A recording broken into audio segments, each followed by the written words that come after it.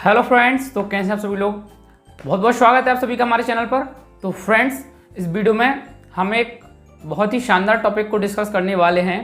छात्रों को अपनी पढ़ाई में जब 100% देने की इच्छा होती है लेकिन वो दे नहीं पाते हैं, तब उन्हें क्या करना चाहिए। तो हम कोई भी नई टेक्निक या कोई भी नई रिसर्च के हिसाब से बात नहीं करेंगे। हम अपनी पुरानी पद्धति जो सदियों से चली आ रही है और आज भी कारगर है, अगर छात्र विधि पर काम करें तो निश्चित है कि वो अपने लक्ष्य को प्राप्त कर लेंगे। कौन सी विधि है वो, तो आपने एक श्लोक तो सुना ही होगा, काक चेष्टा बको ध्यानम, काक चेष्टा बको ध्यानम। तो काक चेष्टा नंबर 1 मतलब कौवे की तरह प्रयास करने वाला। कैसे, तो जब बच्चे छोटे होते हैं तभी उनको एक कहानी पढ़ने को मिलती है, कौवे की, प्यासे कौवे की कहानी, कि एक कौवा प्यासा था। वो वाली जो कहानी है उसमें क्या होता है कि एक दिन एक कौवा प्यास से व्याकुल होकर के चारों तरफ भटक, फिर उसे घड़े में पानी दिखता है लेकिन उसमें पानी कम होता है। तब वो क्या करता है कि उसमें बहुत सारे कंकड़ पत्थर अपनी चोंच से डाल के, और जब पानी ऊपर जाता है तो पीकर चला जाता है। इस कहानी से हमें क्या संदेश मिलता है, तो ये संदेश मिलता है कि जब हम कोई भी काम करते हैं और उसमें हमें सफलता नहीं मिल रही है, समस्याएं आ रही हैं, तो हमें उन समस्याओं से बचकर नहीं जाना है। तो हमें क्या करना है कि उन समस्याओं का समाधान कैसे हो, उन समस्याओं का सामना करना है और समाधान करके ही आगे जाना है। इस कहानी से हमें ये शिक्षा मिलती है। दूसरे नंबर पे बको ध्यानम, बगुले की तरह ध्यान लगाने वाला। तो कैसे बगुले की तरह ध्यान लगाने वाला, तो यदि आपके घर के आसपास, गांव शहर जहाँ से भी आप हैं, वहाँ पर आसपास कोई नदी तालाब हो तो वहाँ जाकर आप देखिएगा, वहाँ पे सफ़ेद कलर के होते हैं बगुले। तो बगुले क्या करते हैं कि उन्हें मछली पकड़नी होती है। तो क्या होता है, जब उन्हें मछली पकड़ने के लिए ऐसे झपट्टा मारना होता है तब उनका एक पैर पानी से निकलता है, और वो जब पानी से पैर निकलता है तब पानी में हलचल हो जाती है और मछली भाग जाती है। तो इस हलचल को रोकने के लिए वो अपना एक पैर ऐसे बाहर निकाल लेते हैं, सिर्फ एक पैर पर खड़े रहते हैं, और यही कारण है कि बगुले मछली को पकड़ लेते हैं। तो कहने का मतलब क्या है, इस कहानी का तात्पर्य क्या है कि हमें अलर्ट रहना है।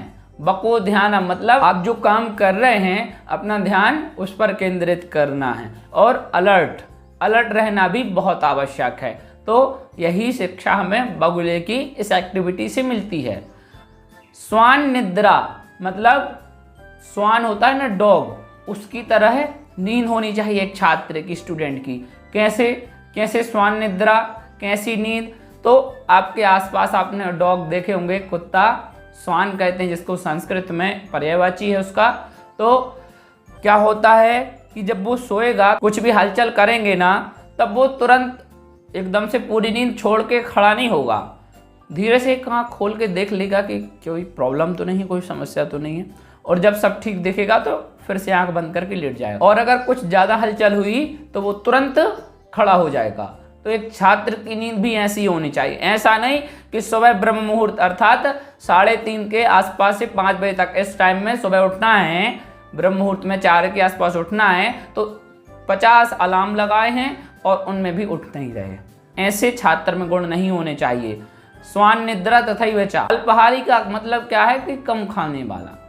नॉर्मल एवरेज आपकी बॉडी की क्या है कि आप 4 रोटी में आपका पेट, 4 चपाती जब आप खाते हैं तो भर जाता है, लेकिन आप 6 खा लेते हैं। तो इससे क्या होगा, इससे आपको नींद आएगी, आलस आएगा, है ना, लेजीनेस बनी रहेगी।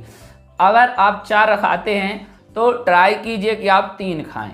इससे क्या होगा कि आपका पेट ज़्यादा हैवी नहीं होगा और आपको लेजीनेस नहीं आएगी। ठीक है, तो अल्पाहारी होना चाहिए छात्र को। बार बार पानी पियोगे तो इससे क्या होगा, बार बार टॉयलेट जानी पड़ेगी और पढ़ाई में फोकस नहीं होगा।